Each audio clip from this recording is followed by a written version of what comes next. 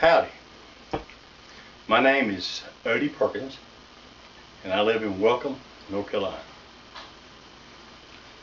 I want to share something with you that's very important to me and something that I'm doing that may help others. The first thing I want to talk about is my son. His name was David Edward Ted Perkins. He served in the 82nd Airborne. He was a paratrooper. He served in Iraq and he served in Afghanistan for a year and a half.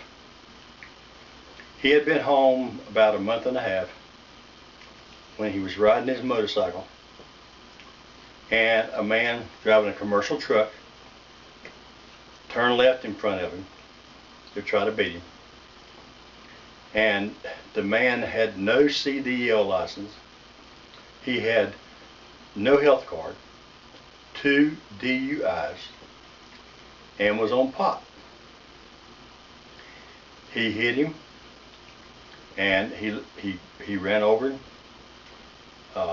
and he lived 46 minutes, and he died.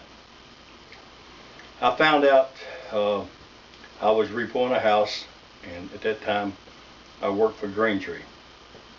And I repoed homes for 9 years. And I was in the mountains, and they couldn't get a hold of me because my reception wouldn't come through on my phone. I was in a bad area. But anyway, I got home early that day, and I walked in, got a phone call, and my son told me that Ted had been killed. So I went to the Cones, Moses Cone Hospital in Greensboro, and I wanted to see my son. So the state patrolman, the chaplain, the doctor, and the nurse went in with me, and I wanted to see what was wrong with him. So I surprised them all and pulled the cover back because I knew that we may have to go through a lawsuit or whatever in the future, and I wanted to know what really happened to my son. I saw it, but here's the thing I want you to know. I mean, it was bad. I'm not going to go into that, but I was able to hold him, to love him, to tell him how much I loved him, to cry, to rub his hair, to kiss him on his cheek, and to give him back to God. And now he's in heaven. And so what I want to do is I want to tell everyone, if you think that you need counseling, then don't put it off, because all it does, it just builds up inside of you. I'm not ashamed to tell anyone that counseling is the best thing in the world that you can ever do. A lot of people say, well, you know, I'm not going to go talk to a psychologist or a psychiatrist or anybody like that. Well, you know what? You're not too good to do it, because what you're doing is you're harming yourself and you're also hurting others.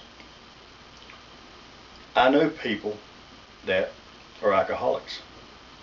Everywhere they go, they've got to carry a 6-pack or a 12-pack and bring it into somebody's home. They don't respect people's homes. They just bring it in without asking. That is so disrespectful. That should never be done, and especially in front of children. If you like to drink in your home, that's fine. What you do in your home, that's fine. But my dad in our home, he wouldn't let me be around people like that. And I had an uncle one time, I want to tell this story right quick. I had an uncle one time that was an alcoholic, and he ran moonshine, and he even went to prison 5 times. But he came to my house when I was about 10 years old, and my dad told him, he said, don't come to my house drinking around my son. So he did about 11 o'clock one night, and I was scared. beating on the door and all this stuff. And my dad said, honey, go in there and just, with your mother, I'm going to handle this. So he went into the kitchen and he got an iron skillet frying pan. And he told my uncle, he said, come on in. So he come in, and when he come through the door, as he went in, he hit him over the head with that iron skillet frying pan. Split his head wide open. He took a towel. Of course, he went down. He took a towel. He wrapped it around his head. He put him in the car. Took him to the emergency room. Took him into the emergency room and left him there. My uncle went back and told all his relatives. Said, "Let me tell you something. Well, there's one thing I can tell you about Alfred Perkins. He's a man of his word. Don't ever cross him. Because if he tells you not to come to his house drinking, he will take you out."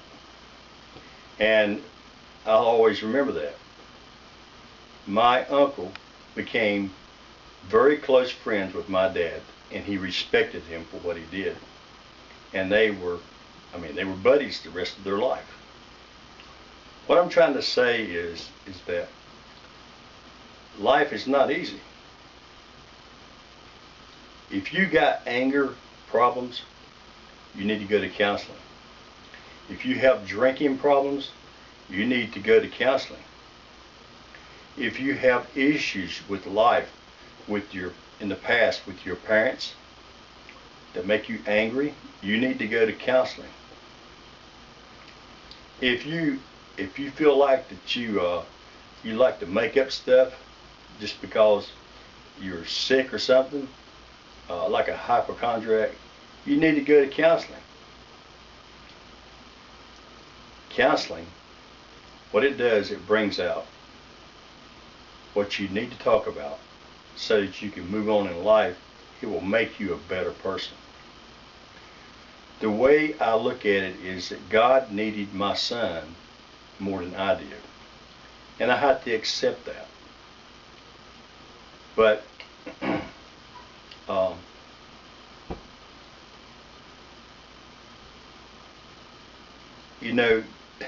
life is not always simple, and it's not always easy. I'm not proud to say this, but I know what it's like to have handcuffs on. I know what it's like to go to jail. I've been there years and years ago. I've been there. I know. And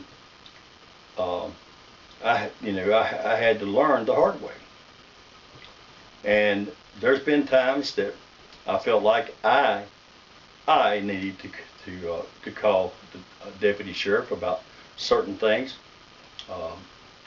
to stop whatever may be going on, and so it wouldn't be any worse. And I've had to get deputy sheriffs to come out involved with my animals, where a dog next door was eating my chicken, and it attacked my chicken and my roosters. There's been different consequences in life that I've been through, and I'm glad that we have people that surround us and love us. My best friend is my wife, and I can count my friends on one hand. One hand. I want you to understand that. People, if you're rich, you got plenty of money, people are your friends. When you run out of money, they're not your friends anymore. But I can count 5 people on my hands, and I'm not going to say who those 5 people are. I know who they are. And I love my son, Kenny. I love my daughter-in-law. I love my 2 grandsons, Caleb and Branson. I love Karen's, my wife's grandchildren. They're wonderful. And I've always tried to be a good husband, and I've always tried to be a wonderful grandfather. And